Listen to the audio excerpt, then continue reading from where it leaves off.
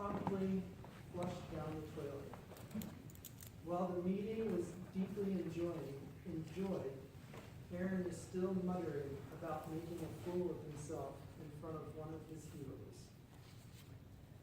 Aaron Kinniston, An Opportunity for a Broken Mind.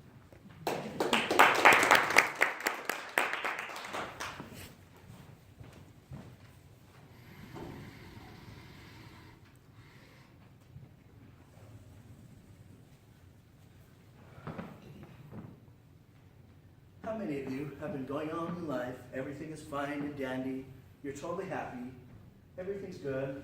At home I call this bunnies and rainbows are everywhere. Well, have you ever been in this situation where you have bunnies and rainbows everywhere? Then BAM! Your mind completely stops. I have a story for you today that I'd like to share with you a little bit. But before I get too far along with my story, I want to quickly tell you, I've mentioned Brandon Sanderson in the past, is my favorite author. He's written maybe a dozen books, and they're incredible. There's incredible plot twists, the characters are amazing, they're real, they're relatable, they're flawed. And I really like the guy. I've seen a few of his YouTube videos where he talks about his motivation for writing, where he actually wants to inspire people to be better people. And I thought, that's a cool reason to write. Well, recently I found out that Brandon Sanderson lives in Provo and teaches at BYU. How cool is that to have your favorite author like right here in your backyard, 20 minutes away? Well, it turns out this is not a good thing, and I will tell you why. My wife and I were moving along in the Provo Mall. I was talking with my wife, and my kids were playing around with those little animals that you can rent at the Provo Mall. They're just having fun and they're happy. And then I saw something out of the corner of my eye. And it made my brain slip here. Let me pause the story for a second here. I don't know if you've ever had your brain slip a gear, but let me tell you what it sounds like. I was standing outside of a gas station once, and I saw a guy jump up into his cab of his diesel. He turns on the engine.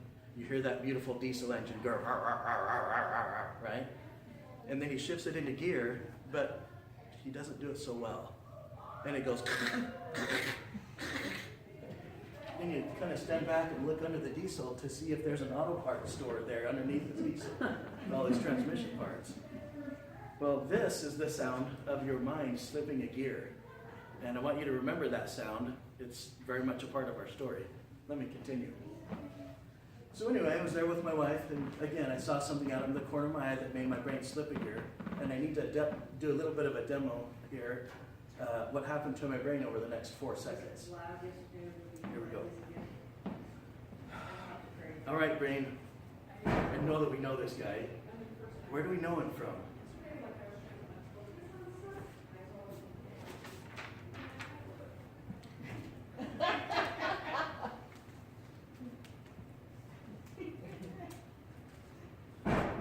Okay, let's see here. Let's see. Oh, I forgot to pay that bill. I better take care of that one. Let's see. Oh, she was cute. Gotta stay a track here. Okay, anywho. Holy monkeys. You are standing right next to your favorite author.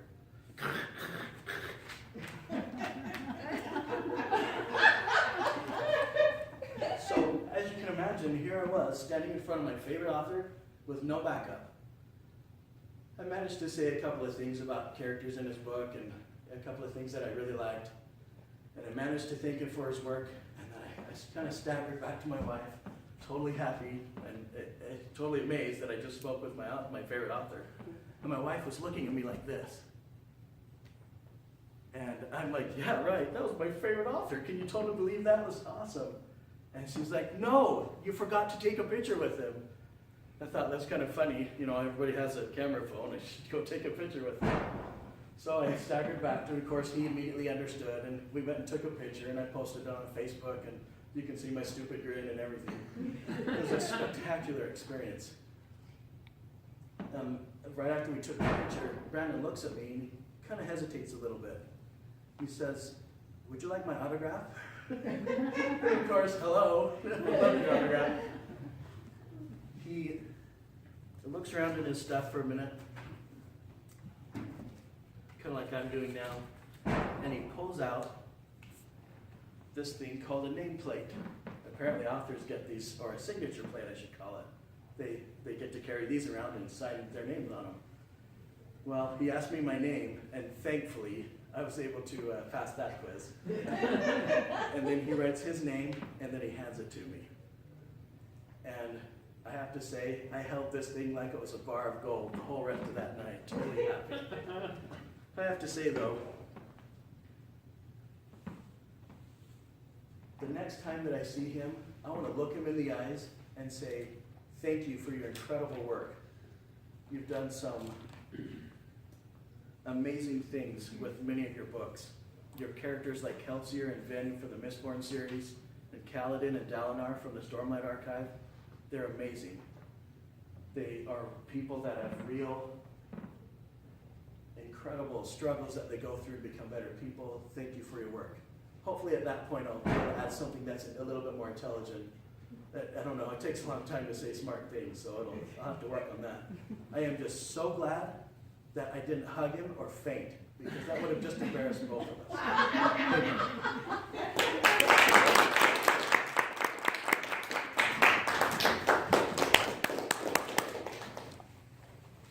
Aaron, thank you so much for sharing this speech with us today. Does anybody in here, besides myself, remember Aaron's first icebreaker? There's a few of us who were here for that.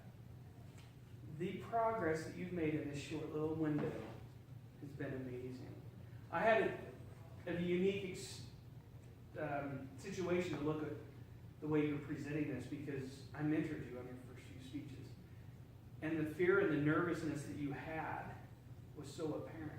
Today, one of the evaluations is how to say it. And before you even got started, he collected himself, pulled over the table, took a deep breath, and started with confidence. Well done. For those of us who have not seen Aaron speak before, would not know this is the same guy who had a lot of ums and ahs. His truck, that gear that was shifting, before would have been going full. Right? Some of the words you were asked to be evaluated on was word choice. When you said, I looked underneath the semi to see if there was an auto parts store underneath. Well played. Well timed. Those are the reasons why we enjoyed your speech to that magnitude. We were lucky to be part of this. Was the topic appropriate for the group? Absolutely. Who doesn't want to meet their idol? I might not have known who your idol was. I still don't know who he is. I don't know who the characters are. But I felt like I knew them better. I knew that somebody lives in Utah County that I should be aware of. I have one question for you. How were you dressed when you met him? T-shirt and shorts. T-shirt and shorts. Do you know what? I think that's your chose method of dress, isn't it not? Oh, yes.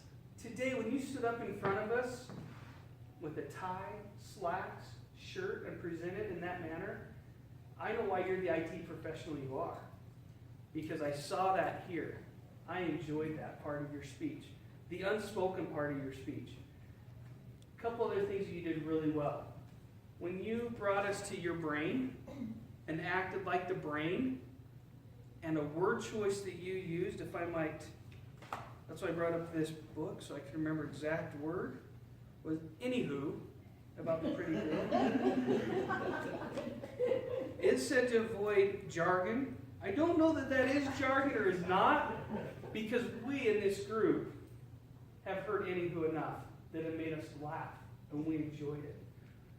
Fantastic. Well done. Aaron, the only thing that I put down of all that could have just been a tad bit improved upon is describe the way you're dressed and the way the author was. So we get a little bit more vivid. We got this, we got a lot of this, just that one little line. Aaron, thank you.